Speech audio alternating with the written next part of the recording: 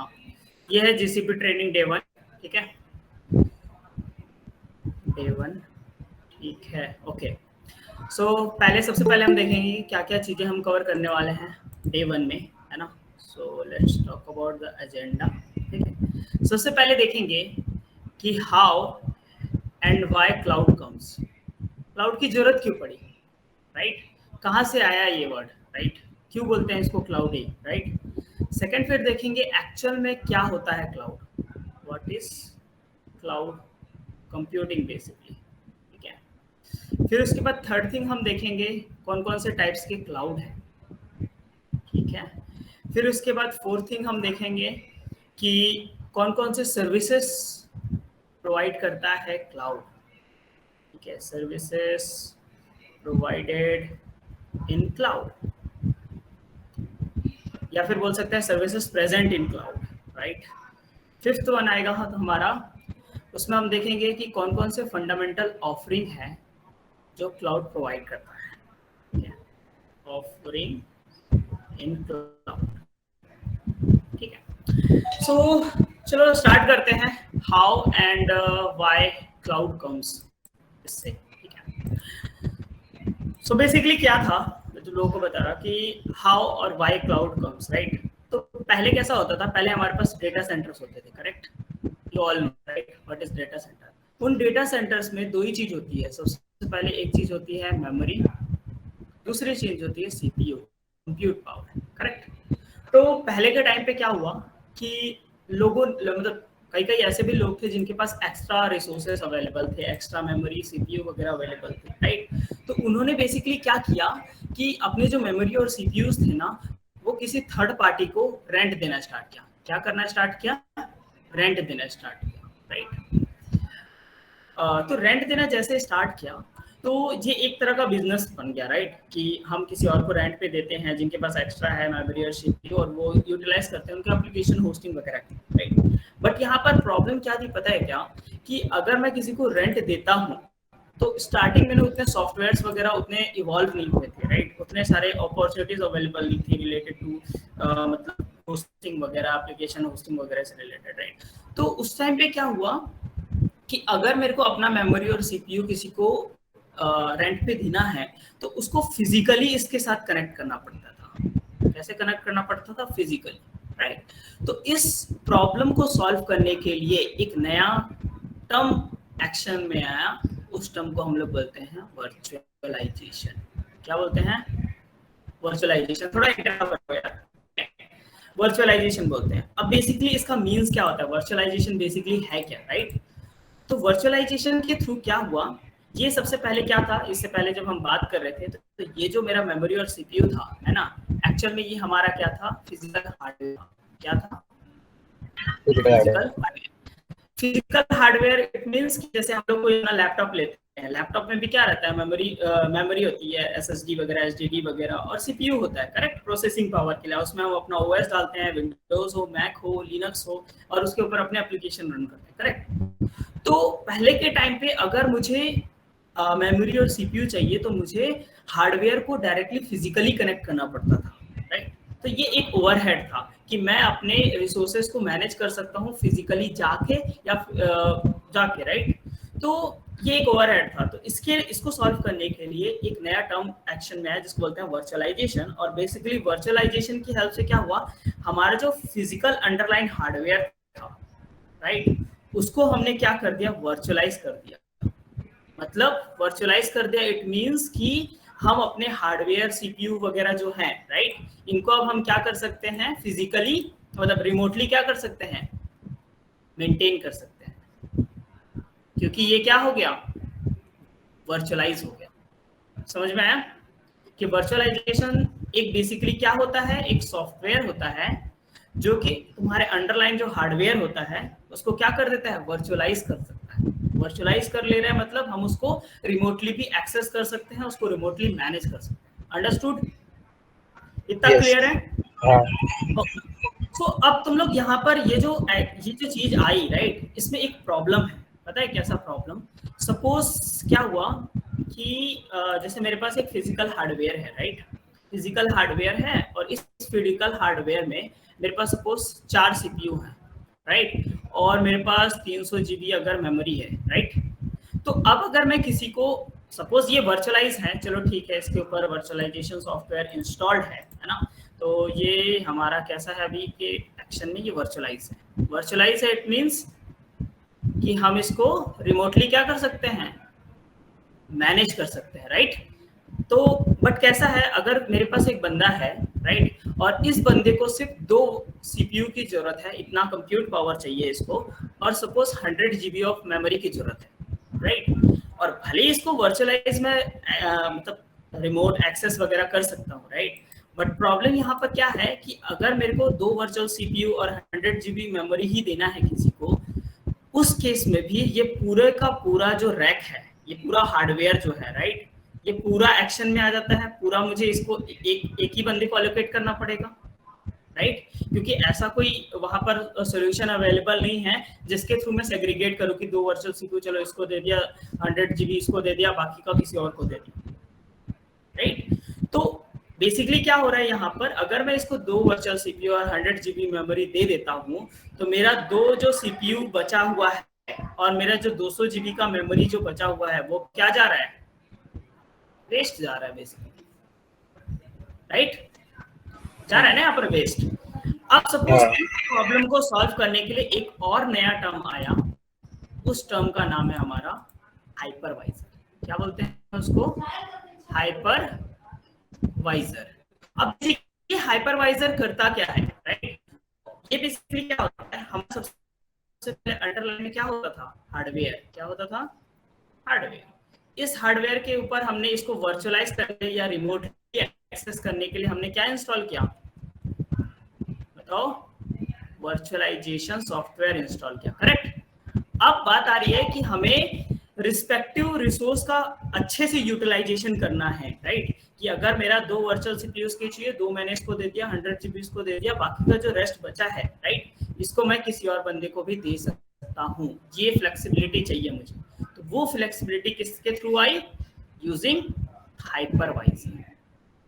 किसके थ्रू आया, हाइपरवाइजर। और ये हाइपरवाइजर बेसिकली क्या करता है, हमारे जो वर्चुअलाइज हार्डवेयर है उसको सेग्रीगेट करके पर्टिकुलर तुम्हारा जो क्लाइंट है उसको भी तुम इसके थ्रू अलोकेट कर सकते हो, इसके थ्रू दे सकते हो। तो अभी हमारा जो स्टैक बनेगा एक्चुअल में, राइट, ये सारे सेटअप आने के बाद वो बेसिकली कैसा लगने वाला है।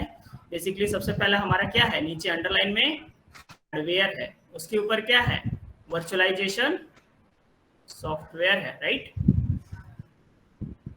देख लेना आगे की स्पेलिंग। देन उसके बाद क्या है, हमारा हाइपरवाइजर है, राइट। और इस हाइपरवाइजर के ऊपर हर एक बंदे को, मतलब जो भी क्लाइंट है हमारा, राइट, उस क्लाइंट को मैंने दे दिया, तो उसने अपना क्या इंस्टॉल किया, यहाँ पर ऑपरेटिंग सिस्टम, उसके ऊपर क्या इंस्टॉल किया, उसके एप्लीकेशन की डिपेंडेंसीज, और लास्ट में हमारा एप्लीकेशन उसने इंस्टॉल किया, और वो रनिंग है, और वो एक्सेसिबल हो किससे, आउटसाइड वर्ल्ड से, राइट। सो ये बेसिकली पूरा इंफ्रा है इसका क्लाउड का। अब तुम लोगों को समझ में आ रहा है कि ये सारे सॉफ्टवेयर जब एक्शन में आए तब जाके हमारा ओवरऑल क्या बना, क्लाउड। क्योंकि अगर तुम लोग क्लाउड का भी देखोगे बेसिक फंडामेंटल, तो हम क्लाउड को कैसे एक्सेस करते हैं, रिमोटली एक्सेस करते हैं, राइट। अगर मैं हूँ जिसको जितना रिसोर्स चाहिए, राइट, वो उतना रिसोर्स यूज कर सकता है, तो वो कैसे अचीवेबल हुआ, यूजिंग हाइपरवाइजर, करेक्ट। तो तुम्हारा लिंक बैठ रहा है। तो ये बेसिक हिस्ट्री थी कि क्लाउड एक्शन में कैसे आया, राइट, क्यों आया। अब बात आती है कि हम एक्चुअल में क्यों मूव हुए ऐसे प्लेटफॉर्म की ओर जिसमें हम लोगों को मतलब जो रेंट पे देना पड़े या ऐसा कुछ सिचुएशन आया, राइट। तो अगर तुम लोग सोचो, तुम अगर एक छोटे स्टार्टअप हो, राइट, तो अगर मैं खुद का डेटा सेंटर सेटअप करता हूँ, खुद का लैपटॉप भी अगर तुम सेटअप करते हो, देखे हो ना, किसी भी डेटा सेंटर में thousands of memory, thousands of CPU रहते हैं, based on requirement, her company की अलग रिक्वायरमेंट होती है, राइट। तो अगर मैं वो सेटअप करने जा रहा हूँ, अगर खुद का डेटा सेंटर, तो सबसे पहले मुझे क्या करना पड़ेगा, बताओ। सबसे पहले मुझे हार्डवेयर लेना पड़ेगा, राइट। फिर उस हार्डवेयर के ऊपर मुझे वर्चुअलाइजेशन सॉफ्टवेयर इंस्टॉल करना पड़ेगा, राइट। इसके बाद तो ये भी अलग बात, इसके नीचे और चीजें आएंगी। सबसे पहले तो मुझे लैंड खरीदना पड़ेगा यार डेटा सेंटर लगाने के लिए, राइट। और फिर वहां पर उसकी सिक्योरिटी, राइट, वॉचमैन रहेगा, सिक्योरिटी, फिर उसके बाद वहां पर इलेक्ट्रिसिटी, है ना, इलेक्ट्रिसिटी हो गई। और उसके बाद और बताओ कुछ क्या हो सकता है यहाँ पर? इंटरनेट भी हो गया, चलो ठीक है, नेटवर्किंग बोल सकते हैं इसको, राइट। तो ये सारी चीजें मुझे मैनेज करनी पड़ेगी, तब जाके मैं खुद का डेटा सेंटर बना सकता हूँ, राइट।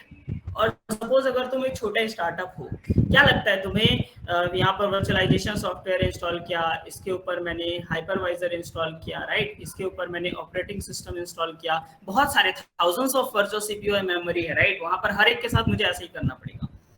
तो क्या लगता है अगर तुम एक छोटे स्टार्टअप हो, तुम्हारे लिए ये काम करना फिजिबल है क्या? सबसे पहले तो तुम अगर लैंड ही खरीदोगे, कितना हाई अमाउंट ऑफ कैपिटल लगेगा, राइट, उसकी सिक्योरिटी, फिर उसकी इलेक्ट्रिसिटी, फिर उसका नेटवर्किंग, इसके लिए भी कितने पैसे लगेंगे, राइट। फिर वर्चुअलाइजेशन सॉफ्टवेयर इंस्टॉल करना, उसको मैनेज करना, सबसे बड़ी बात है ना। तो ये सब करना एक छोटे स्टार्टअप के लिए फिजिबल है क्या? कर सकता है क्या? वैसे भी उनके पास कम फंड्स रहते हैं, राइट, वो जस्ट स्टार्ट किए, ये पॉसिबल नहीं है, करेक्ट। बट जो बड़ी कंपनीज है, बड़े ऑर्गेनाइजेशंस है, like Google, Microsoft, Amazon, right, ये बड़ी कंपनीज है, इनके लिए ये सारी चीजें सेटअप करना क्या है, इजी है, राइट। और अगर ये सारी चीजें वो क्लाइंट को अगर एक ऑफरिंग के थ्रू देते हैं, जैसे हमने ऊपर देखा कि रेंट पे देते हैं, पैसे लेते हैं, तो कितना अच्छा है ना, मतलब एक तरह से एक बिजनेस है ये। तो उन्होंने देखा कि ये बिजनेस जो है ना, स्मॉल स्केल जो ऑर्गेनाइजेशंस हैं उनके लिए बहुत इंटरेस्टिंग चीज है, और वो इनके थ्रू इजीली ग्रो कर सकते हैं, राइट। तो उन्होंने क्या किया कि दुनिया के हर एक कोने में, तो हर एक कोने बोल सकते हैं, मोस्टली जगहों पे अपने अपने डेटा सेंटर्स लगाने लगे, जहां पर उन्होंने ये पूरा सेटअप लगाना स्टार्ट कर दिया। तो अभी तो तुम अगर देखोगे तो गूगल के बहुत सारे डेटा सेंटर्स हैं, माइक्रोसॉफ्ट के बहुत सारे डेटा सेंटर्स हैं, राइट, Amazon के बहुत सारे डेटा सेंटर्स हैं। तो अब वो क्या कर रहे हैं, ये पूरा जो स्टैक है, राइट, ये स्टैक वो अभी सबको ऑफर कर रहे हैं, किस मॉडल में? पे एज यू गो मॉडल। अब ये बेसिकली पे एज यू गो मॉडल होता क्या है, मतलब जितना तुम कंज्यूम करते हो, क्या करते हो, कंज्यूम करते हो, उतना ही तुम पे करोगे। जैसे मैंने एक वर्चुअल सीपीयू स्पिन अप किया, राइट, मैं उतने का ही पैसा दूंगा, उससे ज्यादा नहीं। सो ऐसे आया क्लाउड इन एक्शन, राइट, और ऐसे आई ये इंडस्ट्री। और अभी देखोगे तुम कि क्लाउड एक बहुत बड़ी इंडस्ट्री है, राइट। सो ये था हिस्ट्री, क्यों आया क्लाउड। और देखो अभी अगर क्लाउड है तो मेरे को अगर मैं छोटा स्टार्टअप, मुझे सिक्योरिटी का टेंशन है नहीं, मुझे इलेक्ट्रिसिटी का टेंशन है डेटा सेंटर में नहीं, मुझे इंटरनेट का देखना है उसका कि नेटवर्किंग कैसे होगी अंडरलाइन में, नहीं, मैं जस्ट जाऊंगा, एक वीएम स्पिन अप करूंगा, मेरा काम हो गया, राइट, और मैं उतना ही पे करूंगा जितना मैंने कंज्यूम किया है, सिंपल, राइट। तो ये बेनिफिट थे क्लाउड होने का, राइट। और अगर तुम खुद का डेटा सेंटर सेटअप कर रहे हो तो इतने सारे ओवरहेड हैं, ये उसके ड्रॉबैक्स हैं। बट ये बात है, इन ड्रॉबैक के साथ एक इंपॉर्टेंस भी है कि क्यों आज भी ऑन प्रेमिसेस यूज होता है। तो इसका आंसर है, सिंपल बात है, सिक्योरिटी। अगर तुम्हारा हार्डवेयर, तुम्हारा डेटा सेंटर तुम्हारे खुद के कंट्रोल में है, उसकी सिक्योरिटी, उसका इलेक्ट्रिसिटी, सारी चीजें, तो तुम समझ सकते हो कि वो सिक्योरिटी कंप्लायंस के बेसिस पे बेस्ट सोल्यूशन है, राइट। अगर कोई जैसे बैंक है सपोज, है ना, और वो बैंक चाहती है कि उनका डेटा कहीं बाहर एक्सपोज ना हो, मिलिट्री है वो भी नहीं चाहते उनका डेटा एक्सपोज हो कहीं और, तो इन सब के यूज केसेस के लिए हमें प्रायोरिटी बेसिस पे ऑन प्रेमिसेस ही यूज करना पड़ता है, on premises data centre he use करते हैं, करेक्ट। इतना क्लियर हुआ कि कहां से आया, क्यों आया क्लाउड, क्या है, राइट। सो अगर मैं ये चीज देखूं, राइट, तो मैं ऐसा बोल सकता हूं क्या कि अगर मैं लेमन टर्म में बोलूं कि व्हाट इज क्लाउड, तो बेसिकली क्लाउड क्या है, someone else computer, right, someone else computer, right, उसको हम लोग क्या करते हैं, एक्सेस करते हैं, राइट, मैनेज करते हैं, कैसे, रिमोटली। ये बोल सकते हो लेमन टर्म में क्लाउड का डेफिनेशन ये हो सकता है, बोलो, है ना। सो ये बेसिकली क्लाउड होता है। अगर कोई तुमसे पूछे कि व्हाट इज क्लाउड, तो बोल देना है this is just a someone else computer, जिसको हम लोग एक्सेस करते हैं, मैनेज करते हैं रिमोटली, हम नहीं जितना हमने यूटिलाइज किया है। ये तो हो गया एक लेमन टर्म डेफिनेशन कि क्या होता है क्लाउड, राइट। अभी देखो इंडस्ट्री में क्या होता है, हमें इंडस्ट्री प्रैक्टिसेस यूज करने पड़ते हैं, तो क्लाउड का भी एक स्टैंडर्डाइज डेफिनेशन है, राइट। तो वो हम सीखते हैं कि एक्चुअल में क्लाउड का डेफिनेशन क्या है ना। सो क्लाउड के एक्चुअल डेफिनेशन के लिए 2011 में एक ऑर्गेनाइजेशन है जिसको बोलते हैं निस्ट। क्या बोलते हैं? निस्ट का फुल फॉर्म होता है national institute of standards and technology. So इन्होंने 2011 में क्लाउड का एक्चुअल में डेफिनेशन दिया।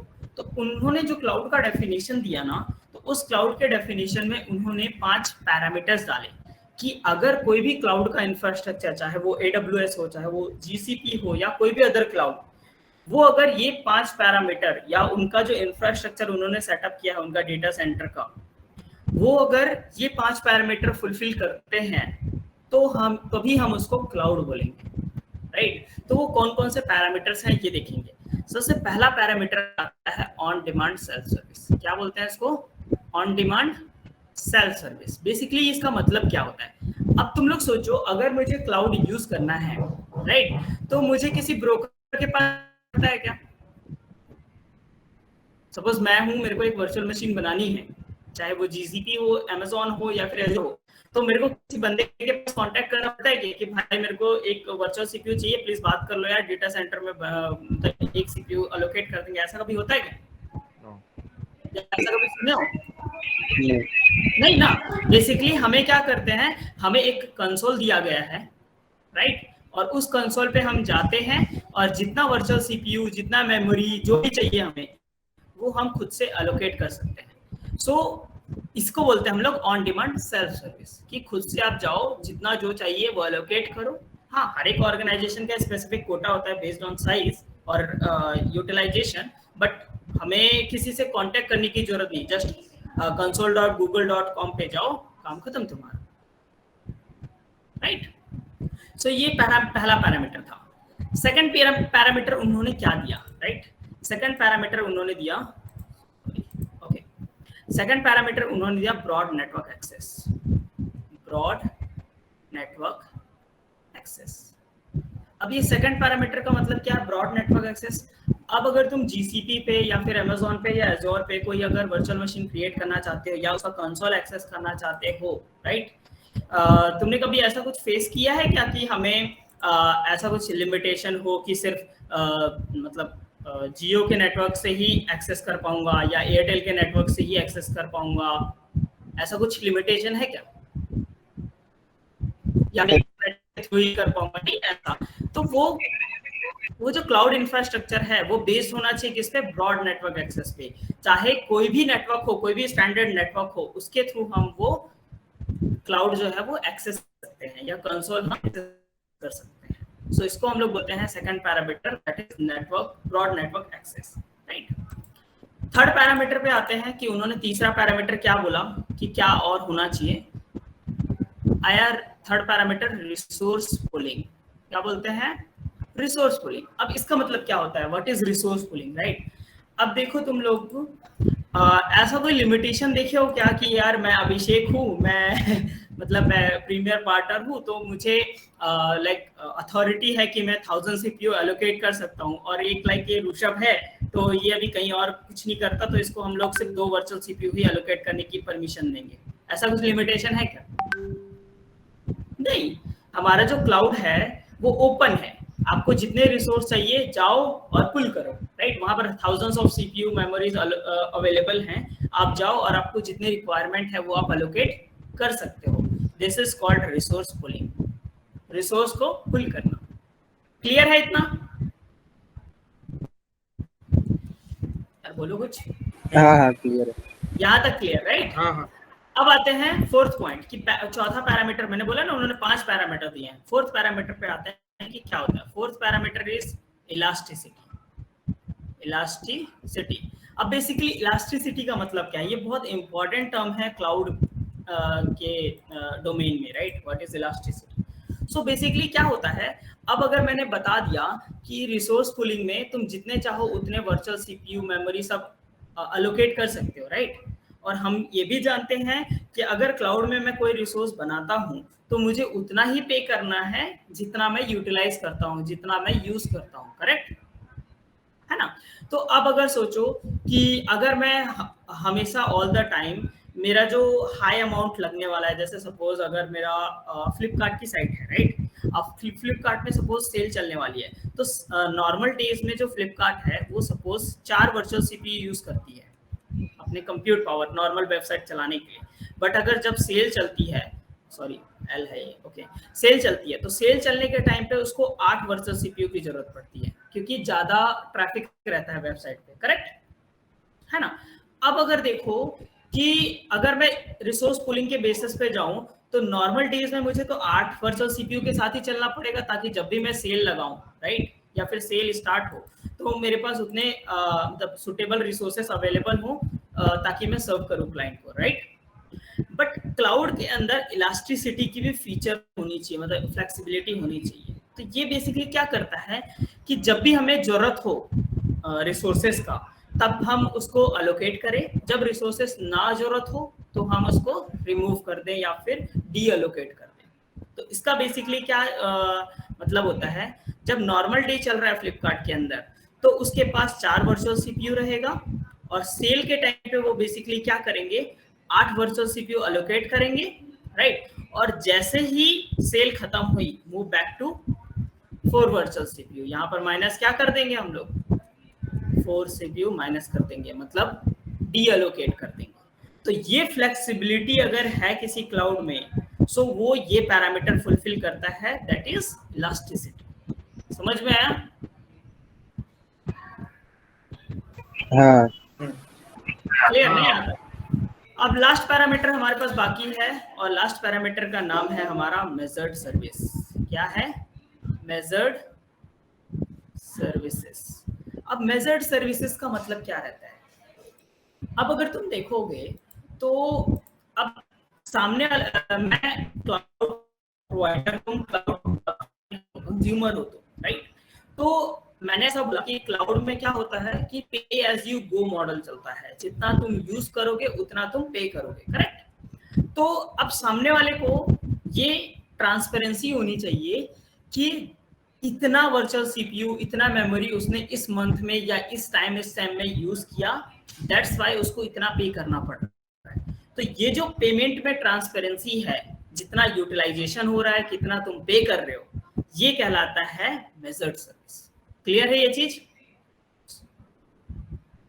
ट्रांसपेरेंसी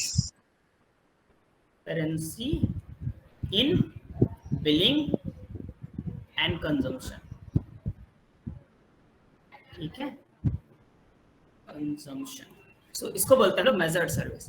अब चलो तुम लोगों को सारी चीजें पता चल गई कि अगर कोई भी इंफ्रास्ट्रक्चर ये 5 पैरामीटर सेटिस्फाई करता है तब उसको हम लोग क्या बोलते हैं? क्लाउड बोलते हैं, राइट? तो चलो कोई एक क्लाउड पकड़ते हैं लाइक जीसीपी और देखते हैं कि जीसीपी जो है ये 5 पैरामीटर फुलफिल करता है क्या, राइट? तो लेट्स सी। सबसे पहली बात आते हैं हम लोग, एक मिनट, जैसे हमने ले लिया देखो on demand self service. Yes, GCP को जब हम लोग एक्सेस करते हैं हम लोगों को जस्ट एक कंसोल दिया किया है, उसको वहां पर जाते हैं, जो रिसोर्सेज चाहिए वो अलोकेट करते हैं, राइट? कोई लिमिटेशन नहीं है, किसी ब्रोकर से कांटेक्ट नहीं करना पड़ता। तो जीसीपी जो है ये पैरामीटर फुलफिल करता है, करेक्ट? सही हूं मैं? Yes sir. यस ना। अब नेटवर्क हम लोग नेटवर्क एक्सेस, अब देखो हम लोग जानते हैं कि जीसीपी एक्सेस करना है अगर, राइट?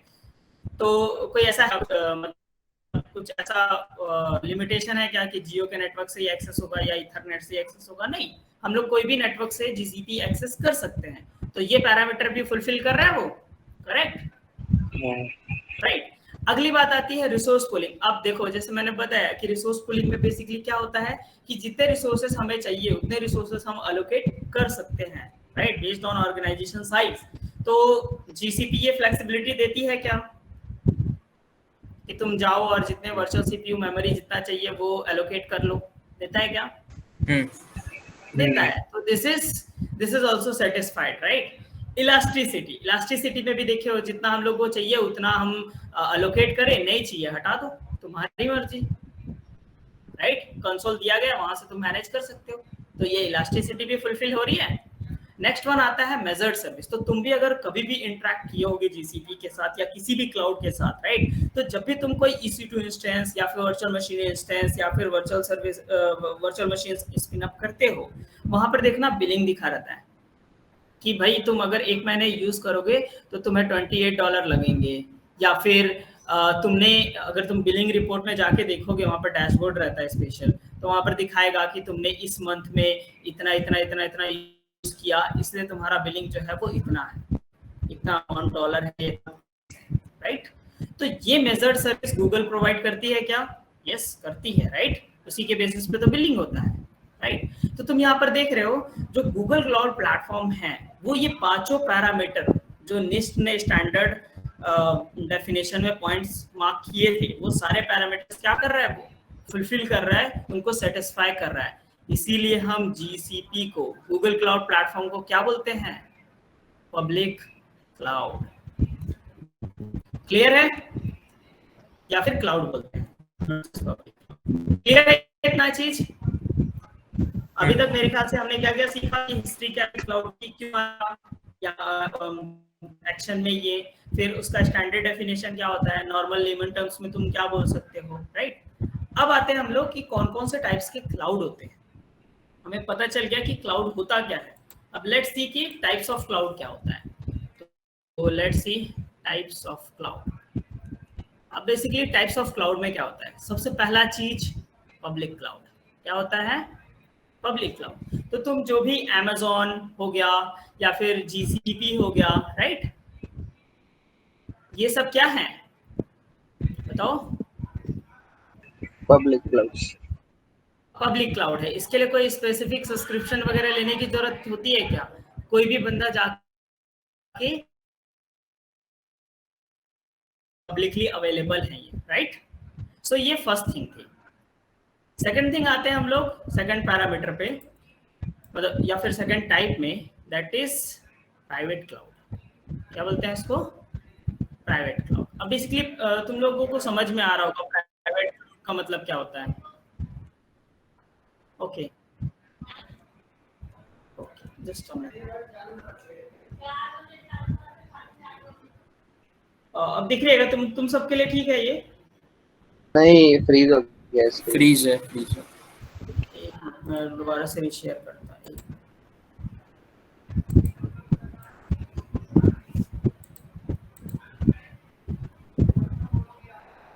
देखो अब स्क्रीन दिख रही है, क्लियर है, राइट? पूरा अच्छे से, राइट? चलो ठीक है, ओके। तो अब हम कहाँ पर थे, राइट? हम वहाँ थे सेकंड पॉइंट, हमारा क्या है? Private cloud, right? अब तुम लोगों को नाम से ही समझ में आ रहा होगा प्राइवेट क्लाउड होता क्या है, राइट? प्राइवेट क्लाउड मतलब किसी स्पेसिफिक ऑर्गेनाइजेशन से ही बिलोंग करेगा वो क्लाउड, उसी के रिसोर्सेस, उसी के सारी चीजें इस क्लाउड के अंदर होस्ट हो सकती है, या इस क्लाउड के अंदर हम उसको डिप्लॉय कर सकते हैं, राइट? तो बहुत सारे ऐसे ऑर्गेनाइजेशंस होते हैं जो ना ये पब्लिक क्लाउड ऑफरिंग भी मतलब में पे काम करते हैं। उससे क्या होता है, जैसे तुम्हारा बैंक है, राइट? तो बैंक का सारा डेटा जो है वो पर्टिकुलर उनके प्राइवेट क्लाउड में रहेगा, तो ये अच्छी बात है ना कि उनके साथ सिक्योरिटी का बहुत कंसर्न रहता है बैंक वगैरह यूज केसेस पे, राइट? तो ऐसे सिचुएशंस पे हम बेसिकली यूज करते हैं क्या? Private cloud, which is specifically for only one organisation. जैसे यहाँ पर पब्लिक क्लाउड में कैसा कोई भी यूज कर सकता है, कोई भी मैं यूज कर सकता हूँ, ऋषभ यूज कर सकता है, सार्थक यूज कर सकता है, बट प्राइवेट क्लाउड में सिर्फ एक ही ऑर्गेनाइजेशन से जो बिलोंग करते हैं लोग वही यूज कर सकते हैं। तो ये तो ऑन प्रेमिसेस हो गया ना private cloud? Basically on premises भी होता है, बट कई सारे जो है ना लोग वो प्राइवेट क्लाउड भी ऑफर करते हैं। जैसे कि सपोज कभी कभी क्या होता है, गवर्नमेंट का जो कंप्लायंस होता है, जैसे क्या होता है एक पर्टिकुलर लोकेशन पे वहीं का डेटा सेंटर अलोकेट करते हैं, वहीं पे डेटा सेंटर अलोकेट करते हैं जो भी क्लाउड प्रोवाइडर्स हैं, और वो क्या करते हैं, पर्टिकुलर ऑर्गेनाइजेशन को ही उसके रिसोर्सेस यूज करने के लिए देंगे। वहां पर भी पे एज यू गो मॉडल ही चलता है, बट थोड़ा हाई प्राइसिंग चलता है। ठीक है, Sir, but ये क्लियर हो गया?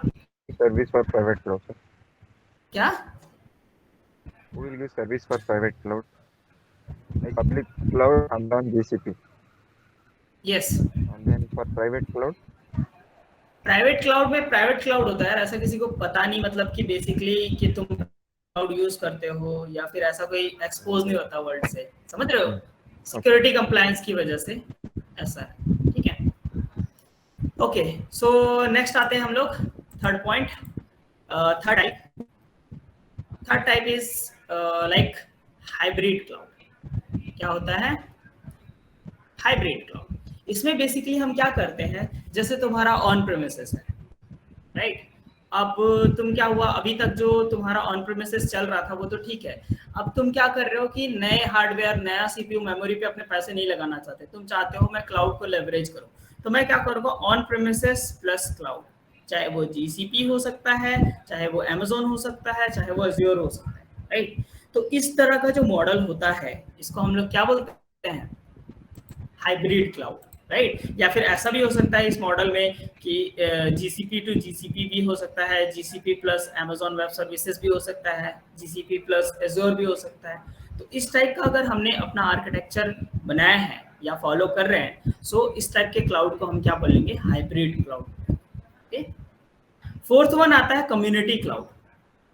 फोर्थ वन क्या रहता है, कम्युनिटी क्लाउड।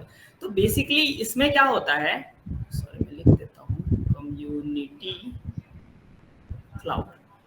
अब बेसिकली कम्युनिटी क्लाउड में क्या होता है कि उसके जो रिसोर्सेस रहते हैं या फिर जो भी मतलब सॉफ्टवेयर्स वगैरह ये सारी चीजें हो गई, राइट, वो पर्टिकुलर कम्युनिटी से बिलोंग करती है। जैसे कि सपोज CNCF है उधर, या फिर बहुत सारे ऑर्गेनाइजेशन से बड़े बड़े, राइट?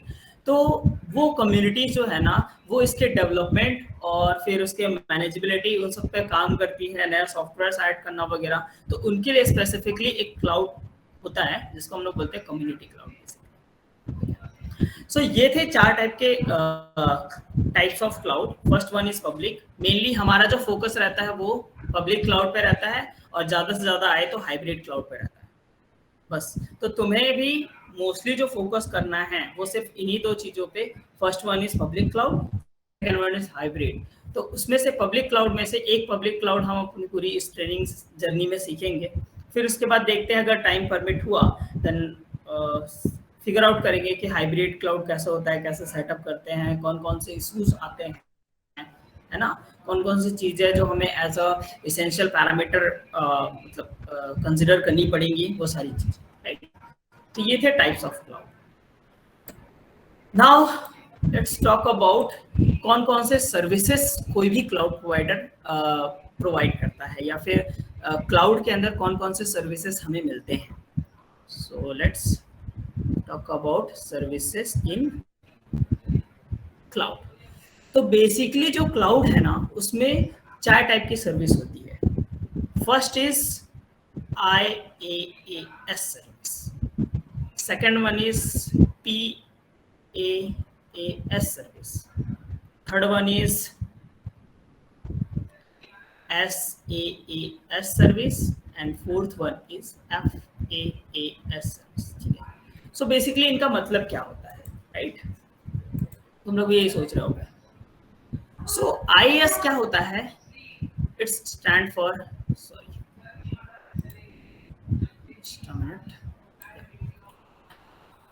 इसका मतलब होता है इंफ्रास्ट्रक्चर एज अ सर्विस। क्या होता है, infrastructure as a service model बोलते हैं इसको, ठीक है, service model, infrastructure as a service model. Then इसके बाद आता है platform as a service model, sorry platform as a service model, ठीक है। नेक्स्ट आता है SaaS, that is software as a service model, software as a service model. Basically ये models हैं, मॉडल ऑफ सर्विसेज जो कि प्रेजेंट होता है क्लाउड के अंदर। लास्ट में आता है function as a service, function as a service model. अब इसका मतलब क्या होता है, राइट? क्या होता है ये सारी चीजें? Infrastructure as a service model क्या है, platform as a service model क्या है, software as a service model क्या है, राइट? तो बेसिकली क्या होता है मैं तुम्हें बता रहा हूँ। अगर हम लोग ऑन प्रेमिसेस का नॉर्मल सा आर्किटेक्चर देखें कि उसके अंदर क्या क्या चीजें होती है, तो तुम्हें ना कुछ लेयर्स मिलेंगे। बहुत बड़ा लेयर है बेसिकली, ठीक है? सपोज सबसे लास्ट में आता है हमारा land with hardware, right? Hardware होता है, इसमें इलेक्ट्रिसिटी आती है, राइट? इलेक्ट्रिसिटी हो गया, फिर उसके बाद आता है तुम्हारा इलेक्ट्रिसिटी हो गया, हार्डवेयर हो गया, सिक्योरिटी हो गया, राइट? इस स्टैक में फिर उसके ऊपर हम क्या डालते हैं? वर्चुअलाइजेशन सॉफ्टवेयर डालते हैं, करेक्ट? फिर उसके ऊपर क्या डालते हैं हम लोग? हाइपरवाइजर डालते हैं। उसके ऊपर क्या डालते हैं हम लोग? नेटवर्किंग वगैरह सेटअप करते हैं, ईथरनेट का केबल। तुमने सुना होगा कि ऑप्टिकल फाइबर केबल्स होते हैं, राइट? जहाँ से हमारा इंटरनेट जाता है। जैसे अगर मैं google.com टाइप करता हूँ तो ट्रैफिक है, क्योंकि तुम्हारा जो गूगल का डेटा सेंटर है, गूगल सर्च का, वो कैलिफोर्निया में अवेलेबल है, राइट? तो जैसे ही हम सर्च करते हैं तो हमारा जो रिक्वेस्ट है वो ऑप्टिकल फाइबर केबल्स के थ्रू होता हुआ कहाँ जाता है? उनके डेटा सेंटर पे जाता है, फिर वहां से हमें रिस्पॉन्स मिलता है, करेक्ट? तो उसके लिए नेटवर्किंग सेटअप हो गया, राइट? फिर उसके ऊपर फिर फायरवॉल रूल, क्योंकि सिक्योरिटी भी चाहिए हमें, राइट? तो वहाँ उसके ऊपर फायरवॉल रूल होता है। फिर उसके बाद आता है ऑपरेटिंग सिस्टम, फिर आता है एप्लीकेशन डिपेंडेंसी, जैसे कौन कौन से सॉफ्टवेयर मुझे इंस्टॉल करने हैं। देन उसके बाद कुछ अदर डिपेंडेंसीज भी हो सकती है बेस्ड ऑन रिक्वायरमेंट, और लास्ट में हमारा एप्लीकेशन होता है, राइट? तो अगर तुम लोग ऑन प्रेमिसेस का डेटा सेंटर देखोगे, राइट, तो ऑन प्रेमिसेस के डेटा सेंटर में हम ये सारी चीजें मैनेज करते हैं एज अ खुद का डेटा सेंटर है इसलिए, राइट? बट अगर मैं और क्लाउड में तो हम लोग ये पूरा स्टैक हम लोग हैंडल नहीं करते, राइट? हम कुछ specific type of service model लेते हैं और उसका यूटिलाइजेशन करते हैं, राइट? तो पहला हमारा सर्विस मॉडल है that is infrastructure as a service model. So infrastructure as a service model में क्या होता है? बेसिकली हमारा जो हार्डवेयर हो गया, उसकी सिक्योरिटी, उसके लिए लैंड, इलेक्ट्रिसिटी वगैरह, नेटवर्किंग, हाइपरवाइजर, वर्चुअलाइजेशन वगैरह, ये सारी जो चीजें हैं, ये पूरा स्टैक यहाँ से नीचे का ओएस से नीचे वाला पार्ट, ये हमारे लिए मैनेज करता है कौन? Cloud provider. सपोज वो क्लाउड प्रोवाइडर क्या है? GCP, right? और इससे जो ऊपर का स्टैक रहता है, ऑपरेटिंग सिस्टम कौन सा होना चाहिए, उसमें एप्लीकेशन की कौन कौन सी डिपेंडेंसीज होनी चाहिए, कौन सा सॉफ्टवेयर इंस्टॉल होगा, क्या मैं वहां पर होस्ट करूंगा, ये सारी चीजें as a client, as a customer, as a cloud consumer, ये मेरी रिस्पॉन्सिबिलिटी होती है। तो अगर तुम लोग यहाँ पर देखोगे कि अगर मैं ऑपरेटिंग सिस्टम से लेके, राइट, ऑपरेटिंग सिस्टम से लेके एप्लीकेशन तक का स्टैक मैं मैनेज कर रहा हूँ एज अ क्लाइंट, राइट? तो इस टाइप के सर्विस मॉडल को हम लोग बोलते हैं infrastructure as a service model. तो अगर तुम लोग अभी किसी भी क्लाउड प्रोवाइडर पे जाके कोई वर्चुअल मशीन स्पिन अप करते हो, तुम्हारे पास फ्लेक्सिबिलिटी होती है कि वो विंडोज का मशीन होना चाहिए, वो लिनक्स का मशीन होना चाहिए। अगर तुम लोग अमेज़न पे हो तो तुम्हारे पास मैक की भी फ्लेक्सिबिलिटी है, राइट? तो जाके जब तुम वीएम स्पिन अप करते हो, इसका मतलब तुम कौन से सर्विस को लेवरेज कर रहे हो? बोलो। Infrastructure as a service model use कर रहे हो वहां पे, करेक्ट? इतना क्लियर हुआ infrastructure as a service model क्या होता है, राइट? अब क्या हो गया? अब अगर सपोज क्या हुआ, मैं थोड़ा और फ्लेक्सिबिलिटी कम करना, मेरे को और कम करना है अपना मैनेजमेंट ओवरहेड, राइट? मैं नहीं चाहता कि मेरे को नहीं संभालना कि मेरा ऑपरेटिंग सिस्टम क्या होना चाहिए, उसमें कौन कौन सी डिपेंडेंसी सॉफ्टवेयर इंस्टॉल होंगे, ये सारी चीजें भी नहीं करना चाहता मैं, राइट? तो तुम्हारा जो एप्लीकेशन स्टैक से लेकर यहाँ तक का नीचे का जो पार्ट है, ये कौन संभालेगा इस बार? जीसीपी संभालेगा। और हमें सिर्फ दो चीजों पे फोकस करना है, हमारा एप्लीकेशन और उसके लिए जो भी बाइनरी लगेंगे वो हमें देना पड़ेगा, सामने वाला इंस्टॉल करके दे देगा, जस्ट हम फोकस करेंगे अपने एप्लीकेशन पे, राइट? तो इस तरह का जो सर्विस मॉडल होता है उसको हम लोग बोलते हैं पैस सर्विस। क्या बोलते हैं? PaaS, platform as a service model. ये स्टैक जो है ऊपर वाला, ये एज अ क्लाइंट हैंडल करना पड़ता है। सो देखो मैनेजेबिलिटी कितनी कम हो गई, नीचे का पूरा स्टैक, नेटवर्किंग वगैरह, फायरवॉल रूल वगैरह सारी चीजें कौन हैंडल कर रहा है? Cloud provider, right. और हमें जस्ट अपना फोकस करना है अपने एप्लीकेशन कोड लिखने पे, राइट। उसके लिए जो डिपेंडेंटिंग सॉफ्टवेयर है, जैसे सपोज अगर मेरा एप्लीकेशन पाइथन पे चलता है, राइट, तो पाइथन के लिए पाइथन का आईडी चाहिए, राइट। उसमें डिपेंडिंग जो लाइब्रेरीज है, मॉड्यूल्स है, वो इंस्टॉल रहने चाहिए, राइट। तो ये सारी चीजें करके कौन देता है हमें? Cloud provider. हमें जस्ट अपना कोड लिखना है और platform as a service model में क्या करना है? बोलो, डिप्लॉय करना है, करेक्ट। इतना क्लियर हुआ? सो इस तरह के मॉडल को अपन बोलते हैं PaaS, platform as a service model. Clear है यहां तक? हाँ। कुछ डाउट नहीं है, राइट।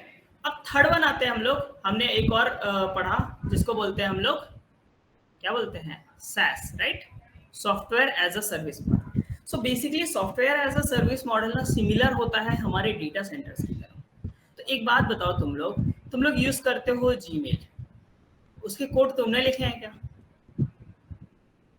नहीं, राइट।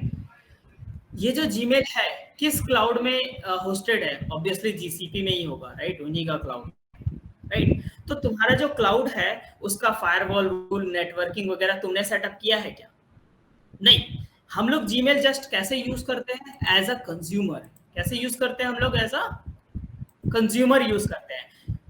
हम जाते हैं, जस्ट अपना एक प्रोफाइल बनाते हैं और जीमेल यूज करते हैं, करेक्ट। उसका सॉफ्टवेयर, उसकी पैचिंग वगैरह, नए अपग्रेड्स वगैरह सारी चीजें कौन हैंडल करता है? हमारा प्रोवाइडर हैंडल करता है या सामने वाला हैंडल करता है, राइट।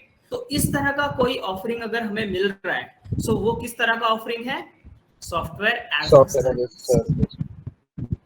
ओके, क्लियर है? तो बताओ कुछ एक दो और एग्जांपल दो। SaaS सर्विस किसको किसको बोल सकते हैं हम लोग? Netflix is over there, right. जो भी सॉफ्टवेयर, नहीं मतलब नेटफ्लिक्स किसी पर्टिकुलर नहीं, उनका खुद का है, हाँ, राइट। जीपे ही है वहां पर, राइट। यूट्यूब है वहां पे, राइट। गूगल सर्च है वहां पे, है ना। गूगल के जितने वर्क स्पेस में आते हैं वो सारी चीजें, माइक्रोसॉफ्ट का भी सारा जितना आता है, माइक्रोसॉफ्ट पावर एप्स में, ये सारी चीजें क्या है? एक्चुअल में SaaS सर्विस है। Amazon प्राइम, है ना। सो ये सारी चीजें क्या है? SaaS सर्विसेज है, करेक्ट। इतना क्लियर हुआ? लास्ट हमने एक और चीज पढ़ी यार, ये ना किसी किसी डॉक में रहता है, किसी में नहीं रहता, ठीक है। फोर्थ वन इज, बट मैं तुम लोगों को बताना चाहता था, function as a service model. Basically क्या होता है? PaaS service, right, function as a service model. अब सपोज कैसा है पता है क्या, कि अगर मैं मेमोरी और सीपीयू अलोकेट करता हूँ किसी भी मतलब क्लाउड प्रोवाइडर के पास, तो मुझे वो जो मेरा रिसोर्स है वो जितने टाइम के लिए ऑन रहेगा उतना का ही पैसे देने हैं मुझे, करेक्ट। बट कभी कभी ऐसी फ्लेक्सिबिलिटी आती है कि सपोज अगर मेरे पास एक ऐसा वेबसाइट है जो क्या करता है, जो डॉक फॉर्मेट का जो फाइल रहता है ना, उसको पीडीएफ में कन्वर्ट करता है। क्या करता है? डॉक टाइप का जो फाइल का फॉर्मेट रहेगा उसको पीडीएफ में कन्वर्ट करता है, राइट। तो ये जो इसका जो लॉजिक है, इसका जो कोड है, राइट, सॉरी, इसका जो कोड है वो कब रन होगा? जब कोई बंदा आएगा तुम्हारी वेबसाइट पे और वो बंदा अपने डॉक को अपलोड करेगा, देन क्लिक करेगा convert into PDF, and then तुम्हारा जो एप्लीकेशन कोड है वो रन होगा, राइट। तो तुम यहाँ पर एक चीज गौर की क्या, कि यहाँ पर जो हमारा एप्लीकेशन का कोड है वो तभी रन होगा जब कुछ इवेंट होगा। क्या होगा? इवेंट होगा। और वो इवेंट क्या है? कोई बंदा आएगा, अपना डॉक यहाँ पर अपलोड करेगा, और जैसे ही वो सबमिट बटन क्लिक करेगा या कन्वर्ट टू पीडीएफ क्लिक करेगा, देन एंड देन मेरा कोड रन होगा, राइट। तो ऐसा अगर रिक्वायरमेंट होता है जहां पर हम चाहते हैं कि हमारा जो कोड है या हमारा जो एप्लीकेशन है वो तभी रन हो जब एक सर्टेन इवेंट क्या हो? ट्रिगर हो, राइट। सो इस तरह का एप्लीकेशन जब हमें होस्ट करना होता है तब हम उसको किस मॉडल के थ्रू होस्ट करते हैं?